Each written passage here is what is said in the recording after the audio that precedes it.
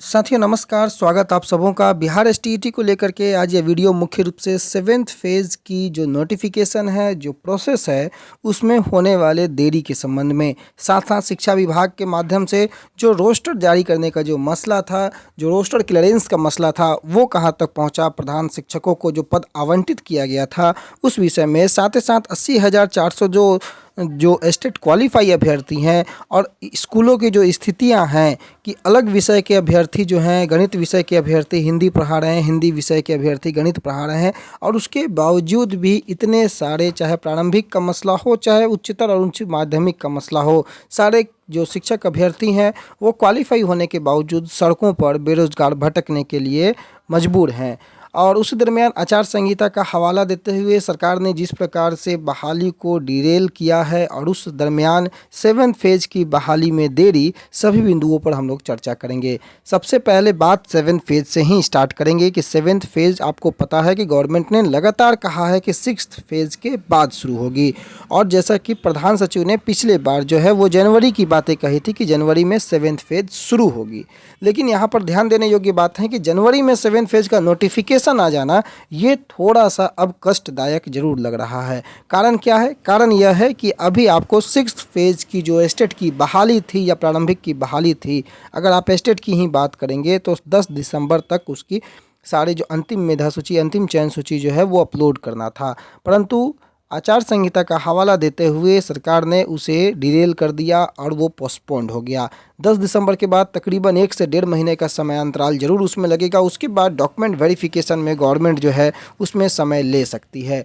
यानी कि 7th phase के जो एक्चुअल नोटिफिकेशन है वो जनवरी में आता हुआ अभी नज़र नहीं आ रहा है, परंतु प्रोसेस की जो बात होती है, प्रोसेस में बहुत सारे बातें होती हैं, जिस प्रकार से सर्टिफिकेट वितरण की क्रियाकलाप को आगे बढ़ाना, कैंडिडेटों को लेकर के जो 6th फेज़ की जब स्टेट प्रक्रिया खत्म होती है तो फिर सीटों की रिकैलकुलेशन भी प्रक्रिया में आती है 7th फेज़ की। इन सभी बिंदुओं पर सरकार ध्यान आकृष्ट कर सकती है।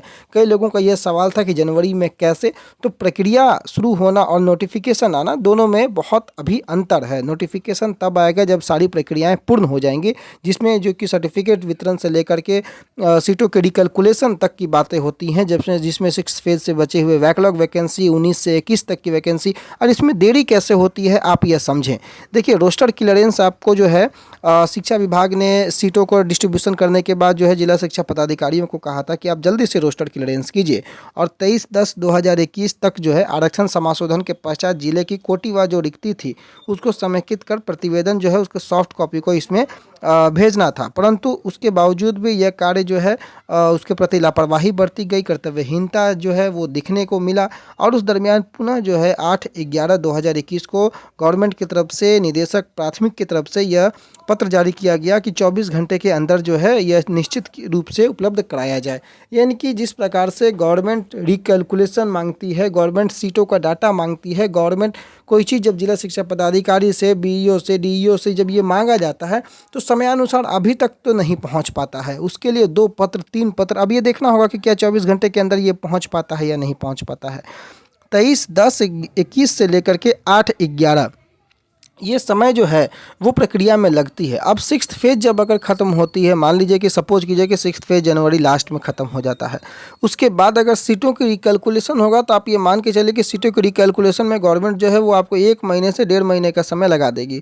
गवर्नमेंट पत्र भेजेगी, पत्र से एक बार जो है वो बैकलॉग सीट रिकैलकुलेट होकर के एक बार में आने वाला नहीं है, बैकलॉग सीट रिकैलकुलेट होकर के आएगा। उसके बाद 19 से 21 तक की जो रिक्तियाँ हैं वो समेकित रूप से एक बार में नहीं पहुँच पाएगा तो गवर्नमेंट पुनः चिट्ठी लिखेगी। ये तो चलते रहता है खेल। इस सारे प्रोसेस में गवर्नमेंट 1 से 2 महीने का समय जो है चाहे तो निकाल सकती है, लेकिन ये जल्दी कैसे होगा? जल्दी तब होगा जब लगातार प्रेशर पड़ेगा। मैंने लगातार एक चीज़ों पर जोर दिया है कि परिस्थितियां कुछ भी हो, गवर्नमेंट पर दबाव कम नहीं होना चाहिए। जिस प्रकार से गवर्नमेंट ने यहाँ पर देख रहे हैं आपके प्रधान शिक्षक में देरी हो रही है, तो जरूरी नहीं है कि ये प्रधान शिक्षक तक ही ये मसला सीमित रहेगा, ये मसला आपके स्टेट में भी आएगा। यही मसला जो है जब सीटों की रिकैलकुलेशन, चूँकि बिना रिकैलकुलेशन किए हुए आपके प्रोसेस आगे बढ़ नहीं सकती है। और 1 से 1.5 महीने 2 महीने का समय सरकार चाहे तो निकाल सकती है, कम से कम 1 महीने तो आसानी से निकाल सकती है। उसके बाद अभी उनको सर्टिफिकेट वितरण करना है। 1 महीने वो सर्टिफिकेट डीईओ ऑफिस में अगर सर्टिफिकेट देती है गवर्नमेंट, तो 15 दिन पहले वो एक चिट्ठी जो लेटर है वो निकालेगी। फिर कैंडिडेट जा करके अपने ज़िले के जो है शिक्षा पदाधिकारी के ऑफिस से जा करके वो जो सर्टिफिकेट है उसको कैच करेंगे। उसके बाद उसमें आगे के प्रोसेस में जो है लाने के लिए 15 दिन का समय मिलेगा, माने 1 महीना समय उसमें भी सरकार निकाल सकती है। तो आप समझ सकते हैं कि सरकार चाहे तो नोटिफिकेशन को जो है वो मार्च आसानी से ले जा सकती है, अगर गवर्नमेंट की ये मंशा होगी तो इसमें कहीं से दो राय नहीं है। परंतु हाँ, प्रक्रिया जो है वो जनवरी से शुरू करना चाहे तो सर्टिफिकेट वितरण हो, सीट कैलकुलेशन हो, इन सारी की प्रक्रियाएं वो शुरू कर सकती है, उसमें कोई बाधा नहीं है।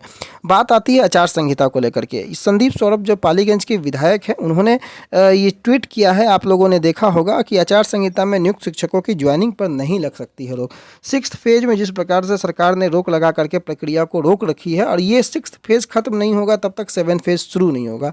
आप ये अंदाज़ा लगाइए कि अगर 10 दिसंबर तक 6th फेज की प्रक्रियाएं खत्म हो जाती तो जनवरी में पक्का था कि ये नोटिफिकेशन की बातें जो हैं वो सही प्रतीत होने लगती। परंतु अब जो है वो प्रतिशत कम उम्मीद लगता है कि जनवरी में जो है आपकी नोटिफिकेशन अगर आ जाती है तो बहुत बढ़िया बात है, परंतु ये उम्मीद कम लग रहा है। ये प्रयागराज का मसला है। उत्तर प्रदेश की इलाहाबाद हाई कोर्ट ने सहायक अध्यापक पद पर नियुक्त निशा शर्मा को बीए से गाजियाबाद द्वारा ज्वाइन न करवाने के आदेश को रद्द कर दिया था। और मामले की सुनवाई करते हुए कोर्ट ने कहा था कि चुनाव आचार संहिता में ऐसा कोई बंद नहीं है जिससे शिक्षण संस्थानों में अध्यापकों की नियुक्ति कार्यभार ग्रहण करने पर रोक हो।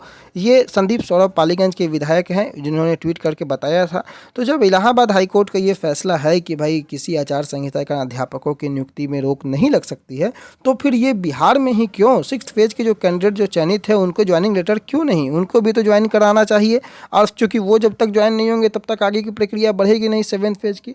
तो किसी एक प्रदेश में नियम दूसरा, किसी एक प्रदेश में नियम दूसरा, ऐसी परिस्थितियों से खुद को समझाना और खुद को जो बड़गलाने वाली बातें जो सरकार ने लगातार कर रखी हैं उससे कैंडिडेटों को बचना होगा। और अभ्यर्थियों को लगातार ये चीज़ों को समझनी होगी कि कैंडिडेट जो क्वालिफाई हैं, सरकार किस प्रकार से डिरेल करने, सरकार किस प्रकार से प्रक्रिया को थामने की जो है वो कवायद ज़्यादा करती है, बाकायदा की प्रक्रिया को आगे बढ़ाने की।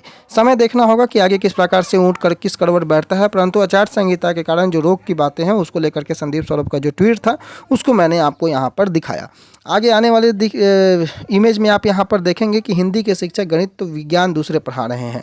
अधिकांश सरकारी स्कूलों में गणित, विज्ञान और अंग्रेजी जैसे शिक्षकों की कमी है। शिक्षकों की कमी से बच्चों की पढ़ाई भी जो है प्रभावित हो रही है। कई जगह अकेले जो है जो HM है, हेडमास्टर है, वही स्कूल को संचालन कर रहे हैं। यानी कि आप समझिए कि अगर 5 विषय 6 विषय अगर किसी स्कूल में पढ़ाई हो रहा है और केवल एक HM जो है वो कैसे सारे विषयों को पढ़ा सकते हैं। 2000 से अधिक पद खाली हैं, ये सुपौल की बातें हैं। प्राइमरी स्कूलों की हालात सबसे खराब है। 38,000 अभ्यर्थियों का चयन हो चुका है, परंतु अभ्यर्थी स्कूल में अभी तक नहीं पहुंच पाए हैं, नियुक्ति पत्र तक नहीं मिल पाया है। बेहतर शिक्षा देने का प्रयास जो DPO है उनके माध्यम से ये बताया जा रहा है, परंतु बेहतर शिक्षा कैसे मिलेगी जब स्कूलों में जो अध्यापक ही नहीं रहेंगे।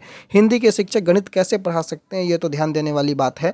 और ये बहुत ही कष्टदायक बात है कि बिहार की स्थिति जो है इस प्रकार से है। और इसको भी संदीप सौरभ पालीगंज के विधायक ने ट्वीट किया है।